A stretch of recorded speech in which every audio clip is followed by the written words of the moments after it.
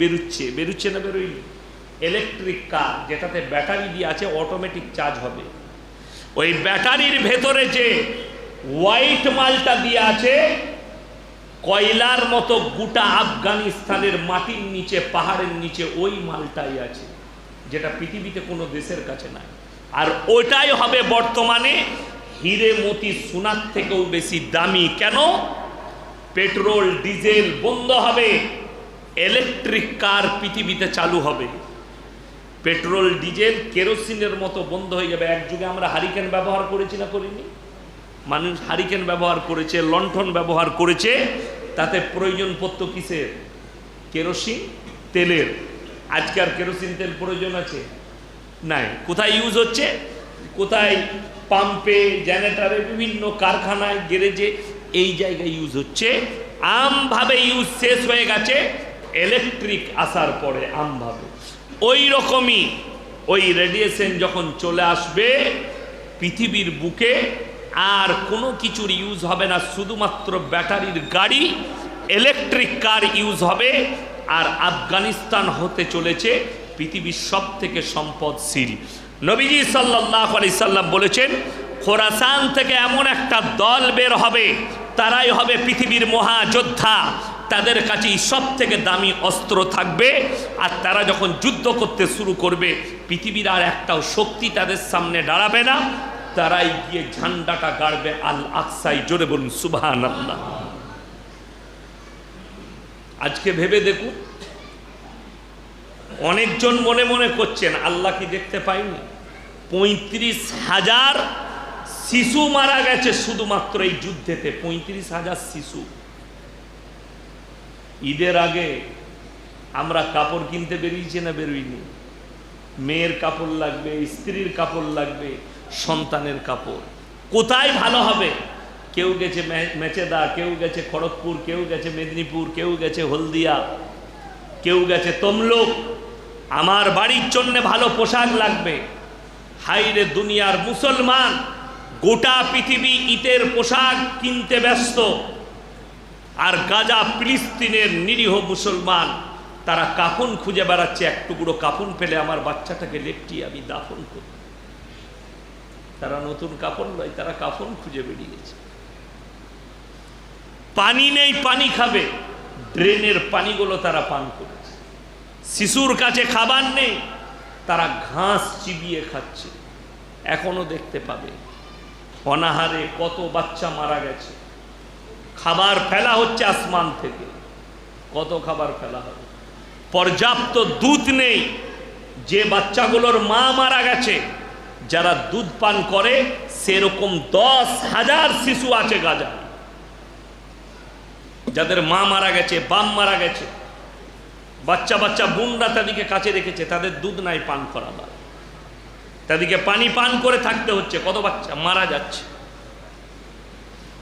আল্লাহর আযাব আপনার আমার কাছেও পৌঁছাতে পারে। আল্লাহর আযাবের চিঙ্গারি আপনার কাছেও এসে ধাক্কা দিতে পারে। ওই জন্যে ইমানের দিক দিয়ে মজবুত থাকুন। ইমানের দিক দিয়ে আপনারা দেখেছেন গাজার মুসলমানদের ইমান কতটা মজবুত। সব ভেঙে গেছে, স্ত্রী মারা গেছে, বাচ্চা মারা গেছে, সব চলে গেছে। হাতেতে বাচ্চা যেটা নিয়ে খেলা করত, সেই খেলনাগুলো বাপের হাতে আছে। মিডিয়াওয়ালা জিজ্ঞেস করছে, আপনার সব চলে গেছে, ঘর বাড়ি ভেঙে গেছে। সে বলছে আলহামদুলিল্লাহ, কোনো ব্যাপার নেই, আল্লাহই আল্লাহ। আল্লাহ এই হালতটাই আল্লাহ রেখেছে, এটাই খুব ভালো। এই যে শুকর আদায় করা, এই যে সবর করা, এই সবরের ফল আল্লাহ ইনশাআল্লাহ দিবেন। আর নিরীহ মুসলমান যারা মারা যাচ্ছে, কোরআন শুনেলেন মারাত্মক আয়াত, এটা মুমিনদের জেনে রাখা দরকার। এই জন্য আপনাকে ইমানদার হতে হবে, মুমিন হতে হবে। আমার আল্লাহ রাব্বুল আলামিন কোরআনে বললেন, ইন্না আউলিয়া আল্লাহি লা খাউফুন আলাইহিম ওয়ালা হুম ইয়াহজানুন। হে আমার বিশ্বনবী, পৃথিবীর মানুষকে বলো, যারা আমার প্রিয় বান্দা হবে, আমার বন্ধু হবে, তাদের দুনিয়া এবং আখিরাতে কোনো ভয় নাই। জোরে বলুন সুবহানাল্লাহ। যারা আমার বন্ধু হবে তাদের দুনিয়া এবং পরকাল দুটো জায়গাতেই ভয়ের কোনো কারণ নেই। আপনি মারা যাবেন, যদি বোম গোলা বারুদে ইসলামের জন্য প্রাণ যায়, শহীদের মর্তবা পাবেন। জোরে বলুন সুবহানাল্লাহ। গাজার নিরীহ মুসলমানরা, আল্লাহ তাদেরকে শহীদের মর্তবা দেখ। জোরে বলুন আমিন। দেখুন, শহীদদের আল্লাহ বিনা হিসাবে জান্নাত দিবেন না? দিবেন না? দিবেন।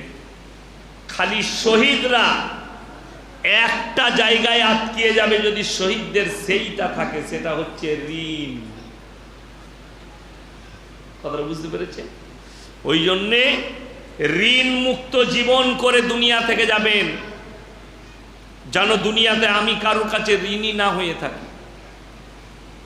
কোনো দোকানে 1 টাকা বাকি করেছেন, আমাদের লোকদের একটা গুণ আছে, কি বুঝলেন? বাজারে দেখা হয়েছে তমলুকে কিংবা মেচে দেয়, এ ভাই 200 টাকা দে তো, গ্রামে গিয়ে নিলি।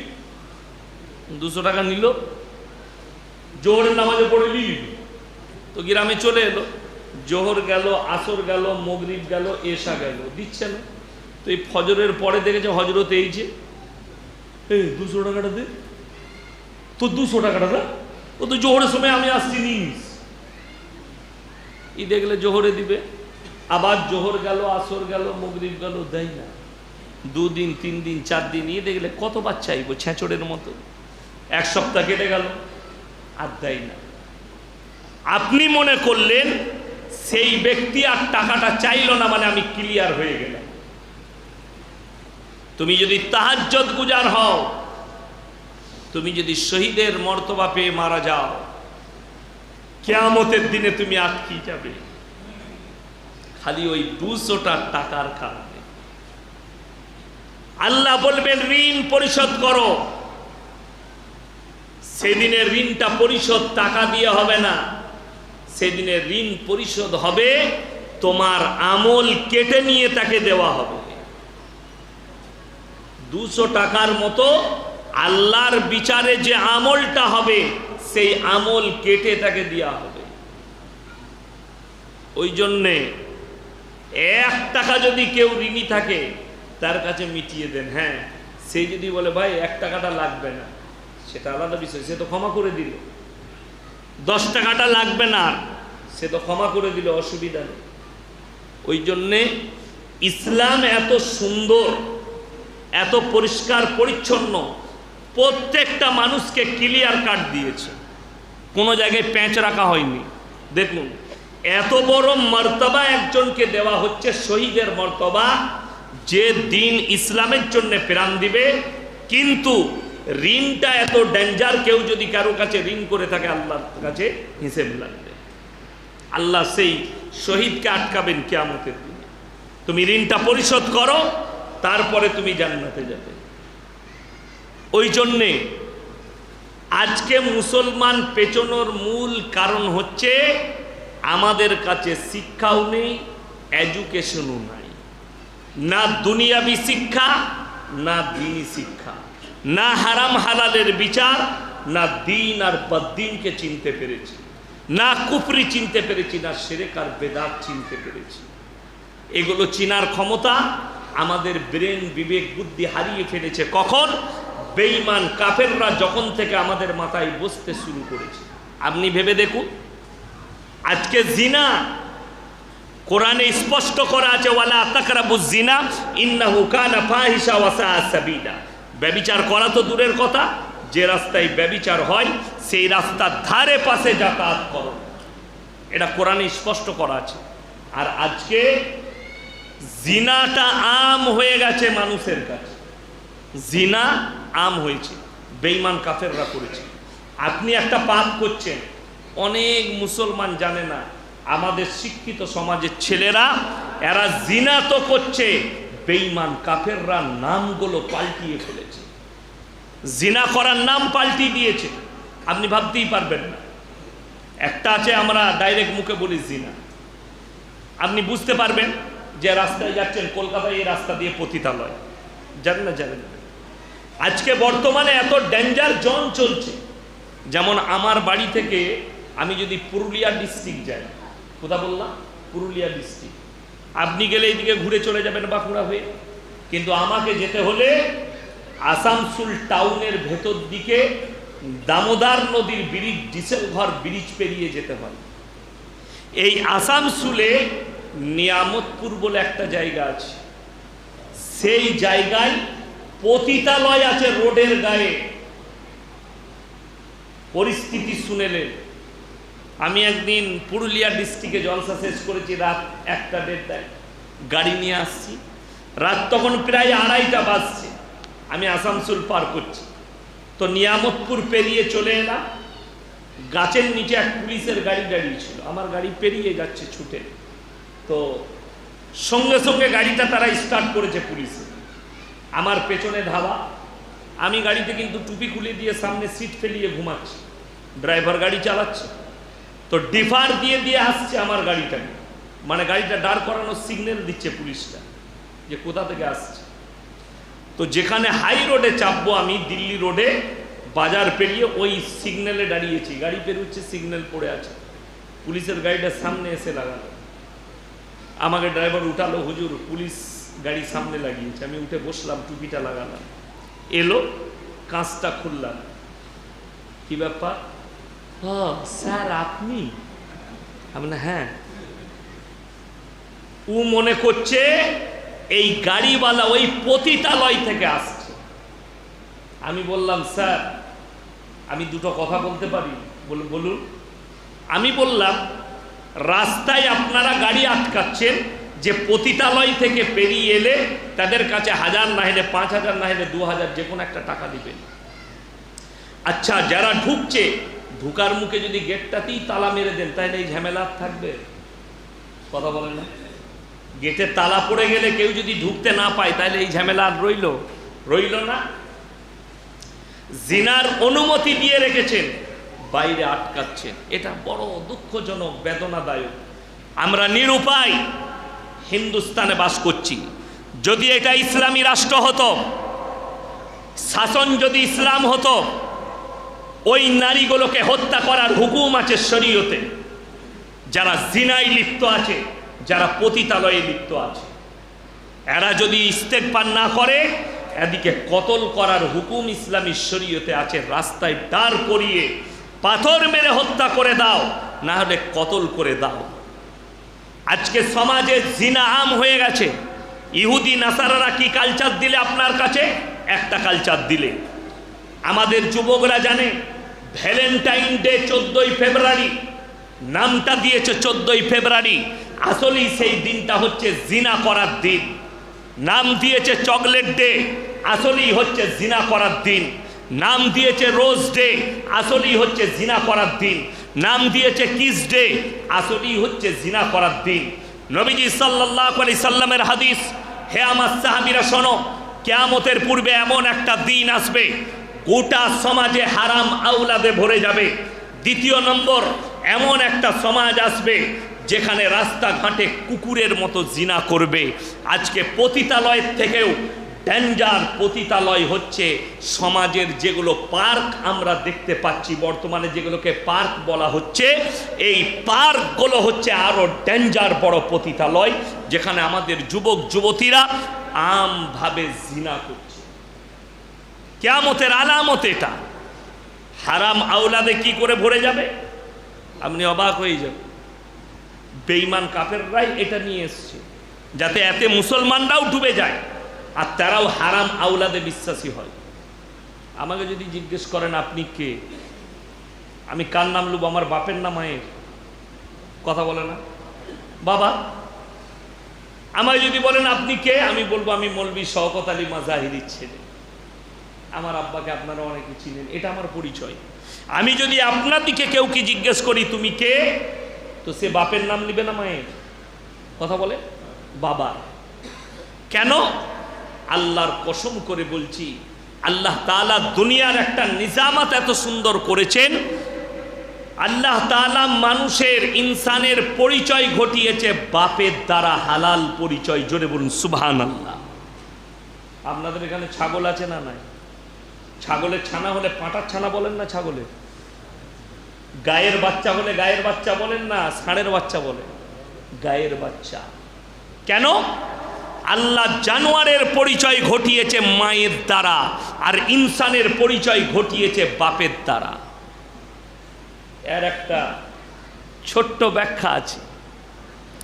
আমাদের ইসলামী শরীয়তে একটা পুরুষ 4টা বিয়ে করতে পারে না? পারে না? কথা বলে। একটা পুরুষ 4টা বিয়ে করতে পারে। আচ্ছা আপনারা বলুন তো, কেউ যদি দ্বিতীয় বিয়ে করতে চায় তাইলে বইয়ের কাছে অনুমতি নিতে হবে না? হবে না? প্রথম বিবির কাছে কথা বলুন মুখেতে, অনুমতি লাগবে না লাগবে না? হ্যাঁ, যারা বলছেন লাগবে, আচ্ছা এরকম ভালো বউ কারুর আছে যে বলবে আমি কালকে আবার বিয়ে করবা, তুমি বলে তুমি করে লাও না, ঝাঁটা করে মারবে? কথাটা বুঝতে পারেন না? এরকম ভালো বিবিকার আছে যে বলবে আমি যদি আমার বউকে কালকে বলি গিয়ে যে শোনো আমি আর একটা বিয়ে করি, হ্যাঁ জলসা করছি, টাকাও আছে, খাওয়াবার মতো ক্ষমতাও আছে, হ্যাঁ তো আর একটা বিয়ে করি, আমার বউ কি বলবে? করে লাও না? যুদ্ধ করবে না? করবে না? যুদ্ধ করবে। তাইলে আপনার মাসলা বলার, ওই জন্য আলেম উলামার প্রয়োজন, ওই জন্য শরীয়ত, ওই জন্য হাদিস কোরআন বুঝার লেগে লোক লাগবে। যদি কেউ দ্বিতীয় বিবাহ করতে চায়, বিবির কাছে এজেন্ট নিবার কোনো শরীয়তে প্রয়োজন নাই, অনুমতি নিবার প্রয়োজন নাই। অনেকজন মনে মনে ভাববেন এতদিনে একটা ভালো হুজুর পেয়েছি, কালকে আর একটা করে লু, তুমিও মার খাবে আমিও মার খাবো। বাধাটা কিন্তু বিবির কাছে শরীয়তে নাই, বাধাটা এক জায়গায় আছে, সেটা হচ্ছে তোমার যদি মনে মনে হয় দ্বিতীয় বিবাহ করলে আমি আমার সমান চোখে দেখতে পারবো না, তখন তোমাদের জন্য একটাই বিবি যথেষ্ট। বাধাটা ইসলামে ওই জায়গায়, যদি মনে হয় দুটো বিবিকে সমান চোখে দেখতে পারবো না, তোমাদের জন্য একটাই বিবি যথেষ্ট। শুনেলে ইমাম আবু হানিফা রাহিমাহুল্লাহর কাছে একদল মহিলা এলো, একদল মহিলা এসে বললে হে যুগের ইমাম, আপনি বলুন ইসলামী শরীয়তে একটা মহিলা 4টা বিয়ে করতে পাবে, একটা পুরুষ 4টা বউ বিবাহ করতে পাবে, কিন্তু একটা মহিলা কেন 4টা স্বামী রাখতে পাবে না? ইমাম আবু হানিফা রাহিমাহুল্লাহ তিনি তো শরীয়ত বললেন, তাদেরকে ব্যাখ্যা দিয়ে বুঝাবার মতো উত্তর তিনার কাছে ছিল না। তিনি বললেন তোমরা কালকে আমার কাছে উপস্থিত হও, আজকে আমি উত্তর দেব না। তারা চলে গেল মহিলারা। ইমাম আবু হানিফা রাহিমাহুল্লাহ বাড়ি এলেন, বিসমিল্লাহ আলহামদুলিল্লাহ। বাড়ি আসার পরে তিনি যখন খানা খেতে বসেছেন তিনি পেরেশান আছেন। আচ্ছা পুরুষরা আমরা যদি কোনো টেনশন থাকে, বাড়ির মহিলারা বুঝতে পারে না? পারে না? বিটি, মেয়ে, ছেলে, স্ত্রী এরা বুঝতে পারে যে বাপের মনে হয় কোনো টেনশন চলছে। ইমাম আবু হানিফা রাহিমাহুল্লাহর মেয়ে যিনি খানা দিলেন বাপকে, তিনি বলছেন আব্বা আপনার ধ্যান অন্যদিকে আছে, আপনি একটু টেনশনে আছেন। বললে মা ঠিকই বলেছ, আমাকে মহিলারা প্রশ্ন করেছে আমি উত্তর দিতে পারিনি। ইমাম আবু হানিফা রাহিমাহুল্লাহর মেয়ে বললেন আব্বা এই প্রশ্নের উত্তর আমার কাছে আছে, কালকে আমার কাছে মহিলাদিকে পাঠান, এই মহিলাদিকে আমার কাছে পাঠান। ইমাম আবু হানিফা রাহিমাহুল্লাহর মেয়ে এই কথা বলার পরে বললে মা তুমি পারবে উত্তর দিতে? অবশ্যই। চলে গেল। তারপরের দিনে মহিলারা যখন পর্দায় এসে দাঁড়িয়েছে, হে যুগের ইমাম উত্তর দেন। বলে উত্তর যদি নিতে হয় আমার মেয়ের কাছে চলে যাও। তারা ইমাম আবু হানিফা রাহিমাহুল্লাহর মেয়ের কাছে এসে বললেন যে তুমি নাকি আমাদের উত্তর দিবে? বলে অবশ্যই, তোমরা বসে যাও। রেওয়ায়েতে আছে সবারই হাতে একটা করে কাটোরা ধরালেন, পাত্র, ছোট পাত্র। তোমরা পর্দার আড়ালে যাও আর নিজের নিজের স্থান থেকে দুধ বের করে নিয়ে এসো।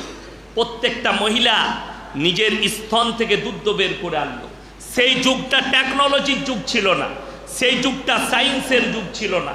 তারা যখন বার করে নিয়ে এসছে দুধটা, তখন একটা বড় পাত্রের মধ্যে বলে সব ঢেলে দাও। সবাই ঢেলে দিল। এরপরে ইমাম আবু হানিফা রাহিমাহুল্লাহর মেয়ে বললে, তোমরা নিজের নিজের স্তনের দুধ বের করো, নিজের নিজের বের করে নাও। তারা বললে, এ পাগলি মেয়ে, এই দুধগুলো মিশে গেছে, এগুলো বার করব কিভাবে? তিনি বললেন, তোমাদের দিমাগটাকে আর দিলটাকে ঠিক করো, আল্লাহর দিকে রুজু করো, দিনের দিকে রুজু করো। আল্লাহ জানোয়ারের আখলাক দিয়েছে, তারা রাস্তাঘাটে গেলে যে কোনো পুরুষ জানোয়ার তাদের সঙ্গে মিলামিশা করবে। কার বীর্য থেকে বাচ্চা হয় সেটা আল্লাহ ছাড়া কেউ জানে না। 4টা পুরুষ যদি তোমরা গ্রহণ করতে চাও, তোমার পেটে, নারীর পেটে বাচ্চা জন্মায়, দুনিয়াতে দ্বন্দ্ব শুরু হবে বাচ্চাটা কার? 4টা পুরুষের মধ্যে। ওই জন্যে নারীদের জন্য শরীয়তে একটাই স্বামী যথেষ্ট, আর একটা পুরুষের 4টা বিবি হলে 4 জনের সঙ্গে মিলামিশা করলে বোঝা যাবে এই 4টাই সন্তান একটাই বাপের। জোরে বলুন সুবহানাল্লাহ। সেই যুগটা টেকনোলজির যুগ ছিল না। বেঈমান কাফেররা, আমার নবী বিশ্ব নবী বললেন, হে আমার সাহাবীরা শোনো, কিয়ামতের পূর্বে এমন একটা যুগ এসে দাঁড়াবে, বাঁদির পেটে মালিক পয়দা হতে শুরু হয়ে যাবে। বাঁদির পেটে মালিক। যদি বলেন কি করে? আজকে গোটা বিশ্বের দরবারে আরব কান্ট্রিগুলো ছাড়া যতগুলো কান্ট্রি আছে, এমনকি হিন্দুস্তানে যেখানে বসে আছে, এই দেশেও সরকার সার্কুলার জারি করে দিয়েছে, কোন মেয়েরা পেট ভাড়া দিতে পারবে, কোন মেয়েরা পেট ভাড়া নিতে পারবে, সব সার্কুলার দেওয়া হয়ে গেছে। এই মেয়েরা পেট ভাড়া দিতে পারবে, এরা পেট ভাড়া নিতে পারবে। স্ত্রীকে স্মার্ট রাখার জন্য যাদের টাকা আছে, সম্পদ আছে, কোটি কোটি টাকা মানুষের কাছে যাদের কাছে আসবে, নিজের বিবির পেটে বাচ্চা নিবে না, তার বীর্যটা অন্য নারীর পেটে দিয়ে সেই বাচ্চা গ্রহণ করবে, নিজের বিবিকে স্মার্ট রেখে দিবে, আর ওইগুলোকে বলবে এগুলো আমাদের সন্তান। আর শরীয়ত বলছে এগুলোই হবে হারাম সন্তান, নাজায়েজ কিয়ামত পর্যন্ত। বেঈমান কাফেররা একটা নাম বার করেছে, সেই নামটা দিয়েছে রিলেশনশিপ। কি নাম বললাম? রিলেশনশিপ। মানে আপনার এই মেয়েটা ভালো লাগলো, তার সঙ্গে সম্পর্ক হলো, সে আপনার কাছে থাকছে, একই ঘরে থাকছে, কোনো ব্যাপার নাই। কষ্টটা কি জানেন? আমার যুবকরা যারা আছেন তারা ভালো করে শুনবে, যে যুবতীদের কানে আওয়াজ পৌঁছাচ্ছে তারা ভালো করে শুনবে। আল্লাহ নবী সাল্লাল্লাহু আলাইহি সাল্লামের হাদিস, আপনি যার সঙ্গে গেহরা মহব্বত করবেন, আল্লাহ তার সঙ্গে আপনার কিয়ামতটা করবেন। গেহরা